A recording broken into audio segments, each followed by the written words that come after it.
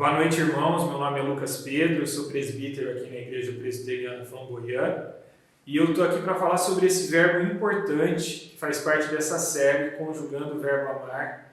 E eu me atrevi e pedi para o Joilson, para o pastor Joilson, para eu falar sobre esse verbo, converter, porque eu tenho falado sobre esse verbo com os adolescentes da nossa igreja, com o Murilo, com o Guilherme, com o Davi e com o Vitor.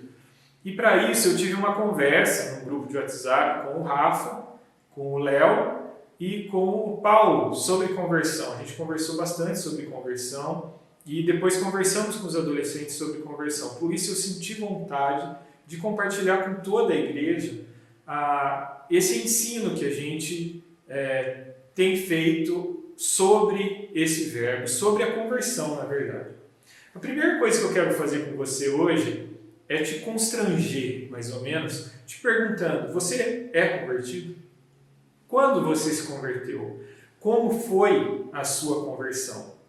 Esse é o tipo de pergunta que, vez ou outra, aparece aqui no nosso ambiente de igreja e no ambiente de qualquer igreja cristã, né? O momento da conversão. E ela, é engraçado que essa pergunta ela tem um tom assim meio de indiscreta mesmo, né? Porque parece que ela também ela tem um perigo de vir carregada de um julgamento. Será que você já se converteu de fato? Será que isso realmente já aconteceu com você? Então, assim, é uma pergunta que a gente faz, né? Mas que é uma pergunta muito pessoal, muito íntima, né? de um relacionamento muito profundo com Deus, né? Mas até por isso eu acho importante a gente falar sobre esse verbo, falar sobre essa questão da conversão. Eu me lembro, há algumas semanas atrás, eu até compartilhei nesse grupo do WhatsApp que a gente tem ali para tutoriar os adolescentes, eu compartilhei um vídeo de um cientista religioso ateu falando sobre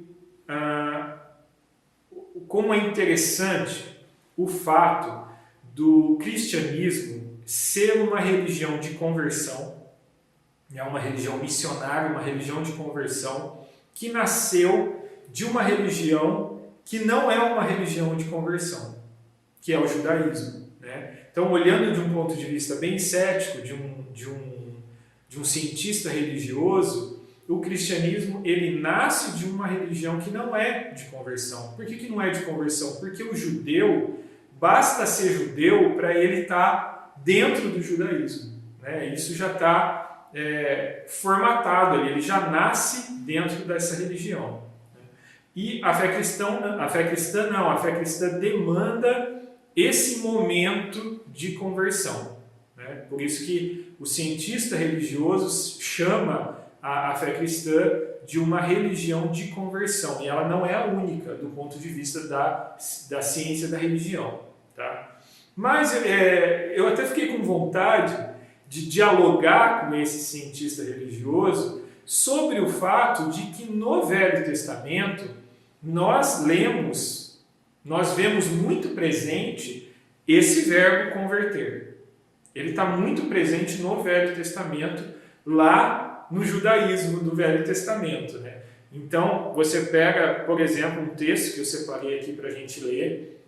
São inúmeros textos no Velho Testamento, onde Deus, por meio dos profetas, ele fala sobre conversão para o seu povo. E eu separei aqui um texto de Jeremias que ele meio que sintetiza a dinâmica desse uso, desse verbo converter. Então eu vou ler para vocês. Enviei a vocês, repetidas vezes, todos os meus servos, isso é Deus falando, tá? Enviei a vocês, repetidas vezes, todos os meus servos, os profetas, para dizer que cada um de vocês deveria converter-se da sua má conduta, corrigir as suas ações e deixar de seguir outros deuses para prestar-lhes culto. Assim vocês habitariam na terra que dei a vocês e a seus antepassados, mas vocês não me deram atenção, nem me obedeceram. Olha que interessante. o uso do verbo converter. Usado aqui por Jeremias, né, que recebeu essa mensagem de Deus e passou para o povo. E ele diz o seguinte, que o povo deveria se converter da sua má conduta. Então, o significado no Velho Testamento do termo converter é sempre esse de você estar andando numa direção, de você estar vivendo a vida de um modo e Deus chama para que a gente mude de direção, para que o povo de Israel mude de direção e se volte para Ele, para que o povo de Israel se arrependa daquele modo de viver e que viva uma vida voltada para Deus. Então a conversão não é simplesmente você sair de um caminho A e ir para um outro caminho B. Não. É você sair de um caminho A e você ir num caminho que que está voltado para Deus. Converter no Velho Testamento, em resumo, é se arrepender desse modo de vida que você está vivendo e então voltar-se para Deus e viver de acordo com os mandamentos de Deus. No Velho Testamento, esse é o sentido. É uma ação do ser humano. Aqui, especificamente, do povo de Israel. É uma ação que deveria ser feita pelo povo de Israel. Porém, uma coisa que chama a atenção nesse texto é o tempo verbal que está a palavra habitar. Repare aí, assim vocês habitariam na terra. Quer dizer, isso na verdade nunca aconteceu direito com o povo de Israel. Essa conversão ela nunca aconteceu direito, porque o povo nunca de fato conseguiu plenamente se arrepender dos seus pecados e se voltar para Deus. Em alguns momentos ele estava mais voltado, esse povo estava mais voltado para Deus, em outros momentos ele estava completamente ao contrário dos caminhos de Deus, né? Mas nunca de uma maneira plena, sempre ficou no poderia, no deveria, e isso é importante a gente guardar, eu peço que você guarde isso nesse momento, porque é importante guardar como essa conversão, no sentido do Velho Testamento, ela sempre foi insuficiente, ela sempre foi uma ação humana, mas sempre foi insuficiente, tá? Então essa é a ideia de conversão que permeia todo o Velho Testamento. Tá? Aí a gente vai para um outro ponto importante, que é a personagem que faz o link do Velho Testamento com o Novo Testamento. Quem é essa personagem? Essa personagem é nada mais, nada menos do que o maior homem que já existiu segundo Jesus. Eu estou falando de João Batista. João Batista é aquele que foi enviado para preparar o caminho do Messias, para preparar o caminho de Cristo. E o interessante é que João Batista, ele é um profeta, né, que fala a mesma coisa que os outros profetas falaram sobre conversão. Que aqui, na fala de João Batista, se traduz como arrependimento e se voltar para Deus. Então eu vou ler um texto aqui sobre João Batista, sobre isso que eu estou falando. Naqueles dias surgiu João Batista, pregando no deserto da Judéia. Ele dizia: arrependam-se, pois o reino dos céus está próximo. Este é aquele que foi anunciado pelo profeta Isaías. Voz do que clama no deserto, preparem o caminho para o Senhor, façam veredas retas para Ele. Então, olha só, o papel de João Batista é falar sobre conversão, mas ainda naquele molde, naquele significado que a conversão tinha no Velho Testamento. Naquele sentido em que Deus falava de conversão através dos profetas no Velho Testamento. Então, a conversão, você percebe que a conversão permeia toda a palavra de Deus. mas com significados diferentes. Porque quando Cristo vem até nós, o significado da conversão se torna muito mais profundo e é isso que a gente vai conversar um pouco hoje. Quando a gente fala sobre conversão do ponto de vista da fé cristã, a gente tem vários textos que são vitais, todos os textos são vitais, né? Mas tem um texto que eu preciso falar para você, que é o texto, que é a conversa de Jesus com Nicodemos, com o fariseu Nicodemos, né? Nicodemos, como muitos aqui sabem, ele vai procurar Jesus na calada da noite para não ser visto pela sociedade, porque ele tem muita curiosidade sobre Jesus, sobre os ensinos de Jesus. Então ele busca Jesus para aprender mais sobre Jesus, por curiosidade. Bom, então eu vou ler para vocês agora o texto, um trechinho dessa conversa de Jesus com Nicodemos, que está lá em João 3, de 3 a 5. Em resposta, Jesus declarou: digo a verdade, ninguém pode ver o reino de Deus se não nascer de novo. Perguntou Nicodemos: como alguém pode nascer sendo velho? É claro que não pode entrar pela segunda vez no ventre de sua mãe e renascer. Respondeu Jesus: digo a verdade, ninguém pode entrar no reino de Deus se não nascer da água e do Espírito. Percebam como Jesus trouxe uma profundidade muito maior aqui para a ideia de conversão. A gente precisa entender que tudo isso era muito novo para o judeu. Tudo isso era muito novo, porque eles nunca tinham ouvido falar disso, né? Conversão para eles era um ato deles, era um ato de você se arrepender dos seus pecados e você, daquele seu modo de vida, e se voltar para Deus. O que Jesus está falando aqui, basicamente, e aqui especificamente para um fariseu que tentava cumprir, né, de alguma forma, pelo menos superficial, a lei, ele está dizendo: você precisa nascer de novo. Sabe quando a gente usa essa expressão para alguém? Tem até aquela coisa assim de fulano é tão feio que não tem o que fazer, precisa nascer de novo, né? É horrível essa expressão, mas a gente já ouviu essa expressão e, se bobear, alguns de nós já falamos essa expressão algumas vezes. Mas, de certa forma, é isso que Jesus está falando para Nicodemos. Não é o que você vai fazer, é o que o Espírito de Deus vai fazer. Você vai nascer, você precisa nascer de novo da água e do Espírito. Você precisa ser um nascido do Espírito, nascido para ver as coisas espirituais.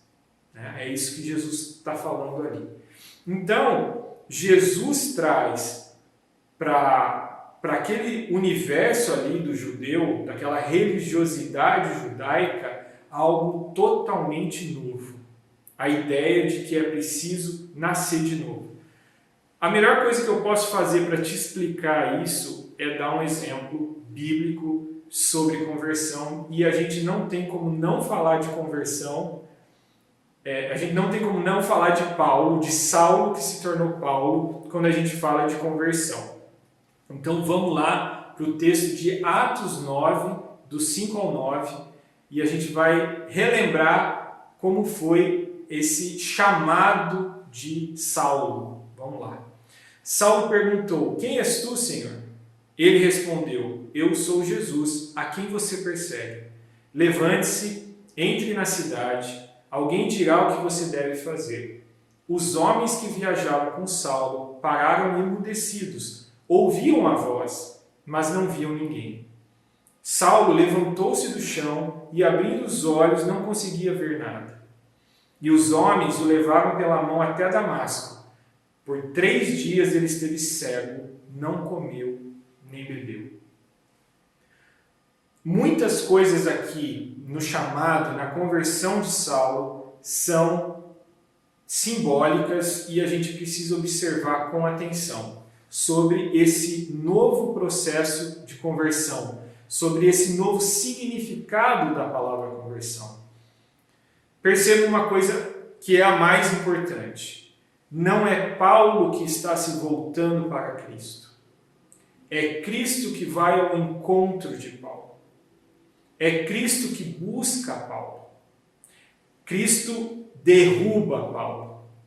Cristo vai ativamente, toma a decisão e vai até Paulo e chama Paulo. Então aí já tem uma mudança para aquela conversão do Velho Testamento. É Deus quem chama. É Cristo quem chama.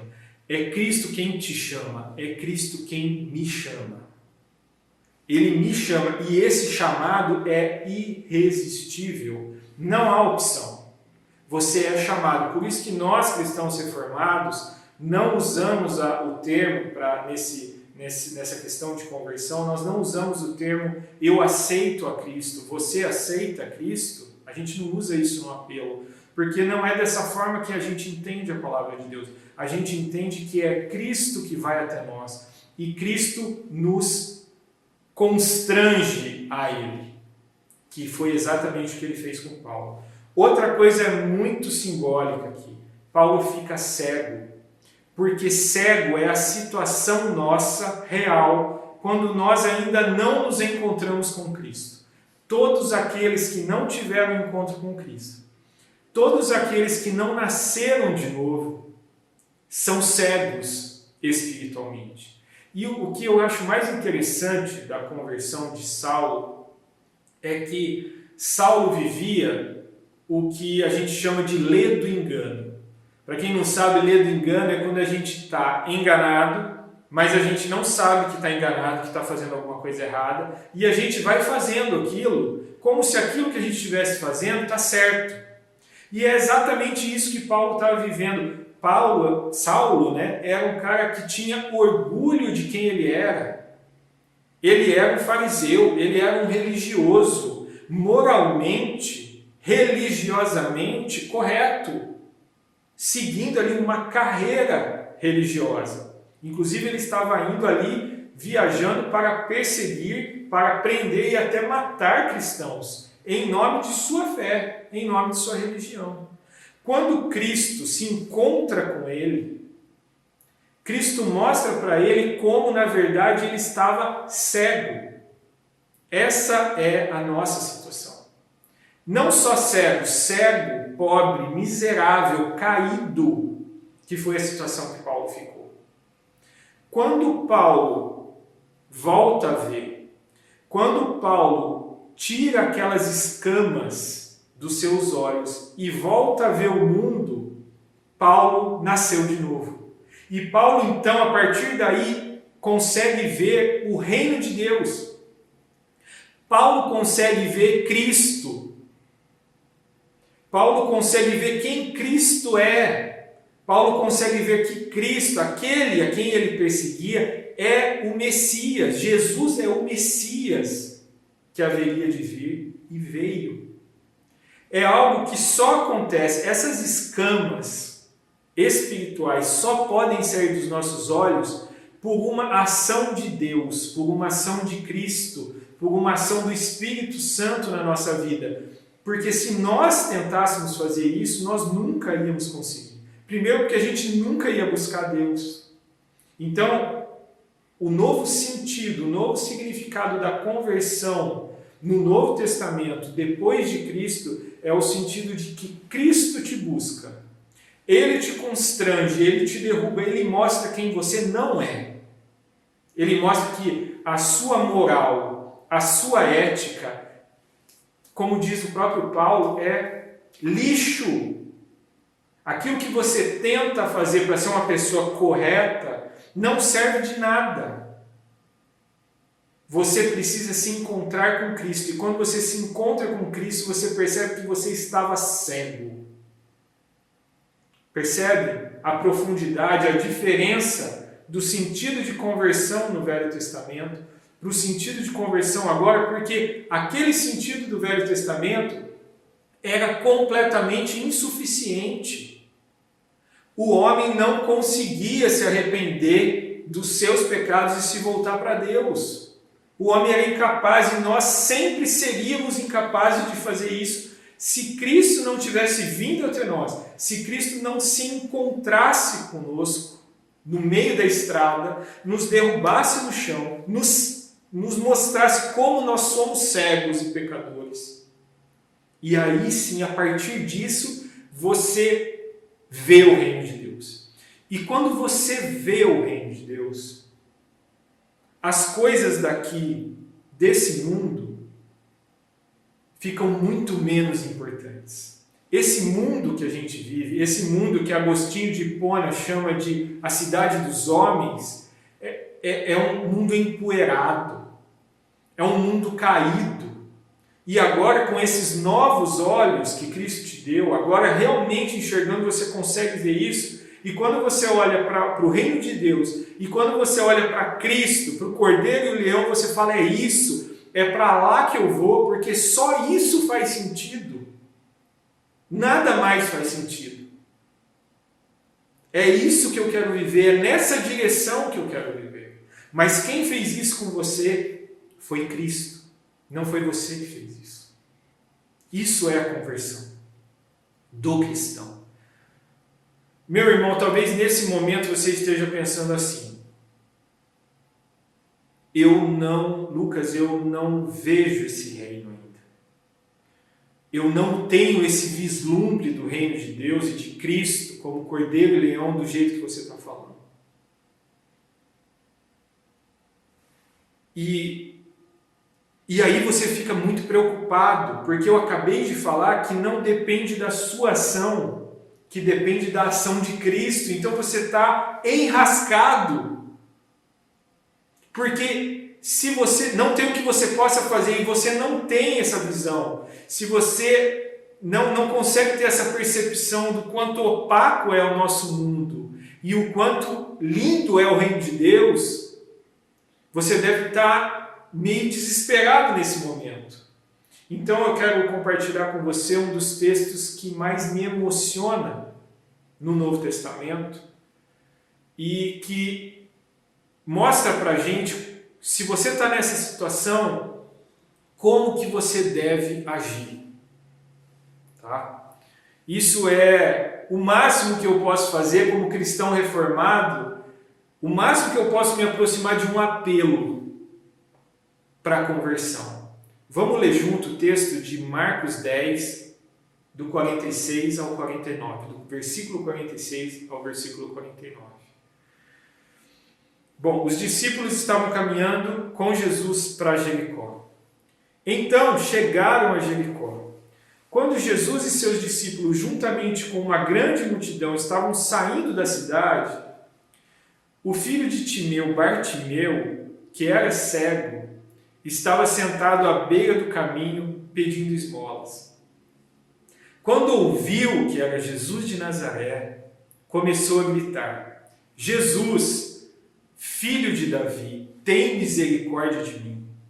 Muitos o repreendiam para que ele ficasse quieto, mas ele gritava ainda mais: Filho de Davi, tem misericórdia de mim. Jesus parou e disse: chame-o. Eu sempre me emociono quando eu leio esse texto, porque Bartimeu, meu irmão, sou eu.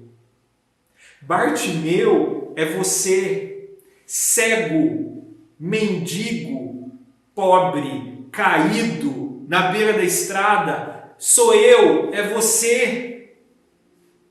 Então, o máximo que eu posso te mostrar de como seria um apelo a Jesus é exatamente o que esse texto retrata. Então, se você está confuso diante do que eu acabei de falar para você sobre conversão, eu peço que você siga o ensino de Cristo sobre oração.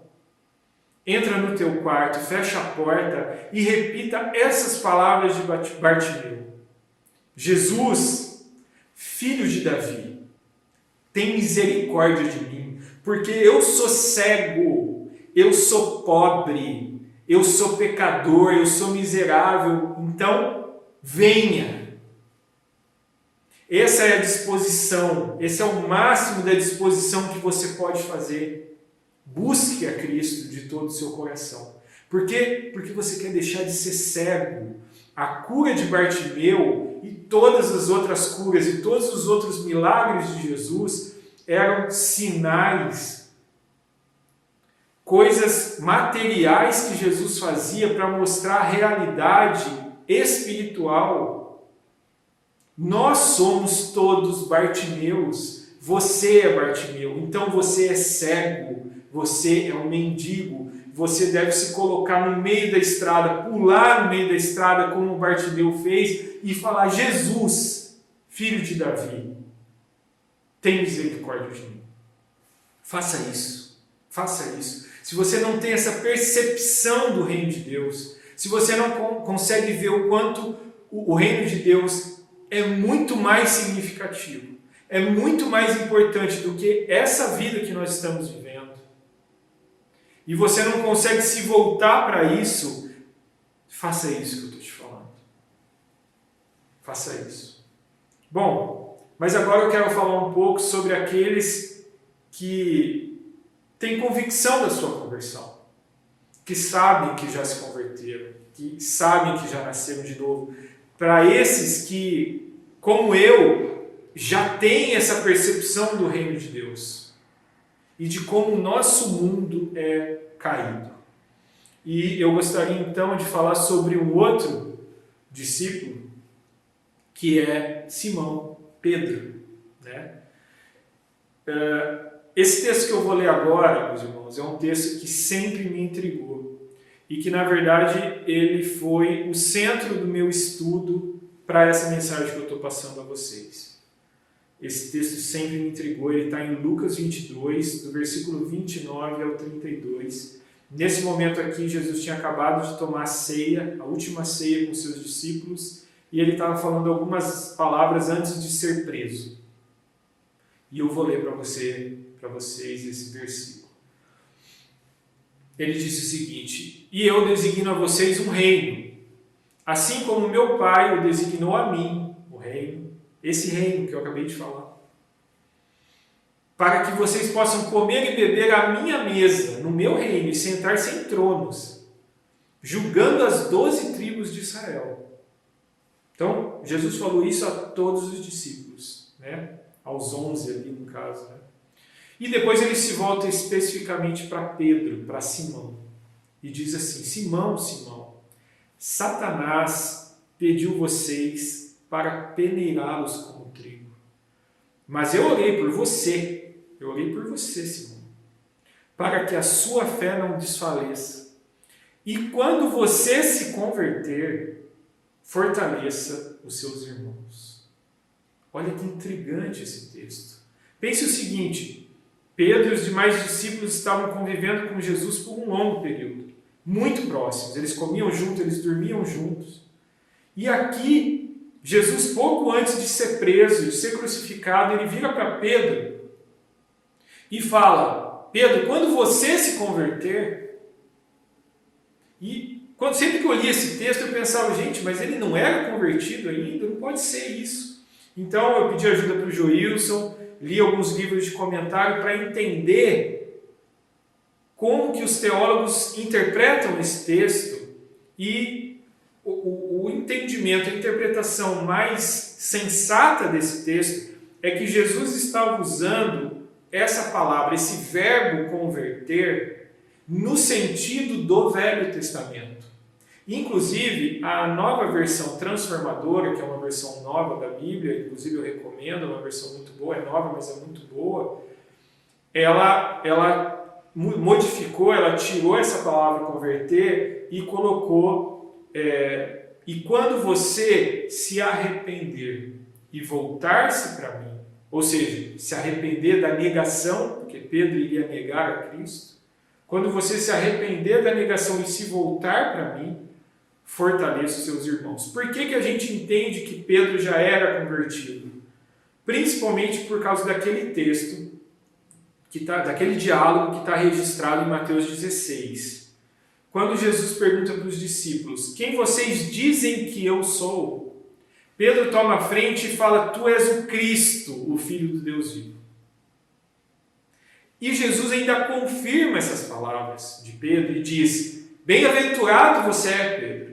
Porque não foi carne nem sangue que te revelou isso, foi o próprio Deus que te revelou isso. Então não tem como a gente entender por meio disso que Pedro não era convertido, que Pedro não era nascido de novo. Só que eu fiz questão de falar sobre esse uso aqui do verbo converter para você, para mim, para nós que somos nascidos de novo, que mesmo nós que somos nascidos de novo, podemos viver o que Pedro ia viver agora, depois de negar a Cristo 3 vezes. Aquilo que alguns teólogos chamam de um eclipse espiritual. Tá? Essa palavra não tem na Bíblia, essa expressão não tem na Bíblia, mas os teólogos usam para explicar esse momento da vida de Pedro como um eclipse espiritual. Pedro, nascido de novo, Pedro já via o reino de Deus. Pedro já fazia parte do reino de Deus e a prova disso é justamente esse texto que eu acabei de ler. Jesus fala que entregou o reino de Deus aos discípulos, dos quais Pedro faz parte. Então, o que Pedro passou a viver e que foi algo imposto por Satanás, que teve permissão de Deus soberano, assim como Satanás teve permissão lá com Jó. Vocês devem se lembrar que o demônio, o diabo, pede permissão a Deus para importunar a vida de Jó. Aqui também o texto dá a entender que o diabo teve a permissão, Satanás teve a permissão de peneirar os discípulos. Algumas semanas atrás, o seu Clóvis me mandou um vídeo sobre o joio e o trigo. Não sei se ele mandou para vocês também, mostrando como que é a diferença entre o joio e o trigo. Mostrando que se você pega o joio e amassa e esmaga o joio na mão, você faz assim e tudo que tem ali é palha. Mas quando você pega o trigo e esmaga na mão, a palha sai, mas o trigo fica. Pedro e os discípulos eram trigo. E eles foram peneirados, eles foram esmagados pelo inimigo. E principalmente Pedro viveu esse momento de eclipse espiritual. Um momento onde você, mesmo sendo nascido de novo, passa a não mais perceber a beleza, o significado, a importância do reino de Deus. E você passa a viver as suas coisas como se essas coisas suas da cidade dos homens fossem mais importantes do que o reino de Deus.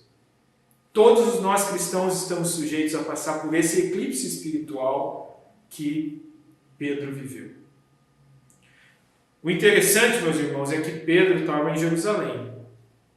Mas Jesus tinha falado para eles que eles se encontrariam, depois que Jesus ressuscitasse, eles se encontrariam na Galiléia. A distância de Jerusalém para Galiléia é mais ou menos de 100 quilômetros. E Pedro percorreu esse caminho por esses dias em um eclipse espiritual. Quando ele chega na Galiléia, ele está consciente de quem ele não é. Ele não é o Pedro, discípulo de Jesus. Ele se entende de novo como só o Simão, o pescador, que é o que ele fazia antes de ser chamado por Cristo. O Simão. Então ele vai pescar, né? Ele vai pescar, ele vai fazer, é como se ele dissesse: eu vou fazer o que eu sirvo para fazer. Pescar. Já que eu neguei a Cristo, eu vou pescar, eu vou viver minha vida. E então tem aquele momento que vocês já conhecem, e eu gostaria de terminar essa mensagem com um dos textos mais lindos também do Novo Testamento, que é justamente a restauração de Pedro. Esse texto está em João 21, do versículo 15, eu vou ler só do versículo 15 ao versículo 17.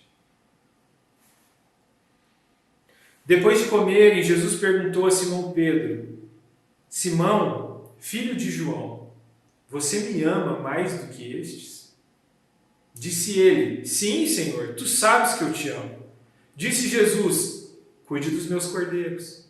Novamente Jesus disse: Simão, filho de João, você me ama? E ele respondeu: Sim, Senhor, tu sabes que eu te amo. Disse Jesus: Pastoreie as minhas ovelhas. Pela terceira vez ele disse: Simão, filho de João, você me ama? Pedro ficou magoado por Jesus ter perguntado pela terceira vez: Você me ama? E lhe disse: Senhor, tu sabes todas as coisas e sabes que eu te amo. Disse-lhe Jesus: Cuide das minhas ovelhas. Jesus aqui faz um trabalho de restauração na vida de Pedro, repetindo 3 vezes, assim como Pedro negou Jesus 3 vezes, ele repete 3 vezes a mesma pergunta: Tu me amas? Por que eu quis terminar com esse texto? Porque nós estamos fazendo uma série aqui sobre conjugar o verbo amar. E eu estou falando sobre o verbo converter, sobre conversão.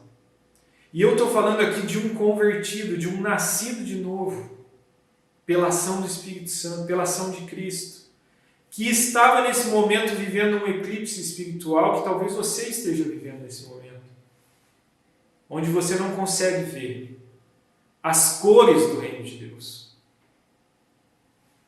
E o que Jesus fala para restaurar Pedro, Jesus faz a pergunta que é suficiente para você sair desse eclipse espiritual: Tu me amas? E Pedro responde: sim. Então o que Jesus faz em seguida? Ele diz: faça o seu trabalho, cuide das minhas ovelhas. E ele repete: Tu me amas? E Pedro repete: sim. Então, pastoreia as minhas ovelhas, faz a tua obra, cumpre a tua carreira. E eu quero que você ouça essas perguntas de Jesus para você que é convertido, você que é nascido de novo, mas que hoje se sente dentro de um eclipse espiritual, no qual você não consegue mais ver as cores do reino de Deus, na qual você não consegue mais ver a importância do reino de Deus, na qual Cristo não tem mais aquele significado, aquela importância na sua vida. Jesus está perguntando para você: Tu me amas? E você contido ali, se achando um nada, só um Simão, só um pescador, responde: sim, tu sabes que eu te amo. Então Jesus responde para você: isso é o suficiente, porque eu sei tudo aquilo que você não é. Mas não é você que tem que ser, Pedro. Sou eu que sou na sua vida. Então, se você me ama, é suficiente. Faça o seu trabalho. Faça o seu trabalho. Cumpre a tua carreira no reino de Deus. Então, isso eu falo para você. Responda essa pergunta a Jesus: Tu me amas? E eu sei que se você é realmente nascido de novo, não tem como responder essa pergunta com não. Você responde com sim, muitas vezes um sim tímido, contido, de quem se acha um nada, por se achar um cristãozinho meio tigela. E Jesus está respondendo: faça o seu trabalho. Então, amar a Cristo é a prova de que nós somos convertidos. E uma vez convertidos, uma vez amando a Cristo, nós temos um trabalho a cumprir. Pastoreie as minhas ovelhas. Talvez você esteja pensando assim nesse momento: Lucas, você está falando para eu ser pastor? Eu sou mulher. Eu sou dona de casa. Lucas, eu sou idoso. Lucas, eu sou adolescente. Você está me falando para pastorear as ovelhas? Isso é trabalho do Joilson. Deixa eu te falar uma coisa. Nós cristãos reformados acreditamos no sacerdócio universal dos crentes. O que Cristo falou aqui para Pedro não é só para Pedro. Não é só para o pastor da igreja, não é só para o presbítero, não é só para o diácono. É para todos nós que fomos derrubados por Cristo. Todos nós que morremos para as coisas do mundo e que nascemos de novo do Espírito Santo. Então, se você vive hoje, se você se percebe dentro de um eclipse espiritual, eu digo a mesma coisa que eu disse para a pessoa que não se percebe como convertido: entra no teu quarto, fecha a porta e reviva esse diálogo que Jesus teve com Pedro. Diga a Jesus: eu te amo, eu te amo. Diga a Jesus: tu sabes que eu te amo.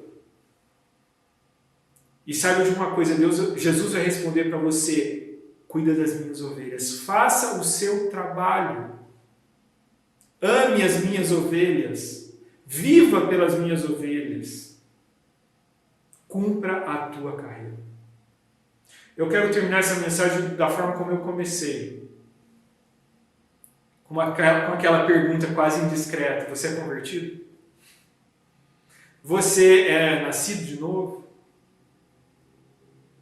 Você percebe que você é totalmente incapaz de sozinho se arrepender e se voltar para Deus? Você percebe que isso não é uma questão de moralidade, só uma questão de poder de Deus?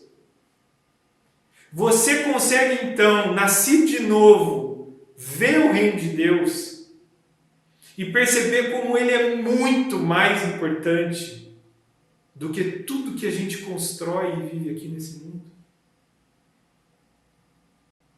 Você ama Cristo? Pastoreie as ovelhas de Cristo. Em nome dele, amém. Senhor Deus, eu quero te agradecer por essa oportunidade de falar do teu reino, de falar do teu amor, de falar da tua ação em nossas vidas, Senhor. Eu lhe agradeço, Senhor, porque o Evangelho não é sobre nós, o Evangelho é sobre ti, Senhor. O Evangelho não é sobre a nossa suficiência, é sobre a nossa insuficiência e sobre a sua suficiência, Senhor. Sobre a sua supremacia, Senhor. Eu lhe agradeço por isso, que isso nunca saia de foco das nossas vidas, Senhor. Senhor, nós éramos mortos, nós éramos cegos, nós éramos pobres, nós éramos miseráveis, mas o Senhor se encontrou conosco. E o Senhor nos fez nascer de novo da água do Espírito, Senhor. Eu lhe peço também por aqueles, Senhor, que ainda serão chamados, Senhor. Chame-os, Senhor. Derrube-os no meio da estrada, Senhor. Mostre a eles como eles são cegos, Senhor. E coloque-os, Senhor, voltados para o teu reino, para cumprir a missão. Senhor, nos permita que a gente cumpra a nossa carreira, que a gente permaneça com o teu reino à nossa frente, que a gente cumpra a nossa carreira como cristão. Muito mais do que a nossa carreira aqui, Senhor. Ajuda-nos nisso, Senhor. Guie-nos, Senhor. Porque nós queremos e nós respondemos a sua pergunta 3 ou 4 ou 5, 6 vezes com um sim, Senhor. Nós te amamos. E nós queremos cumprir a nossa parte no reino de Deus. Em nome de Jesus. Amém.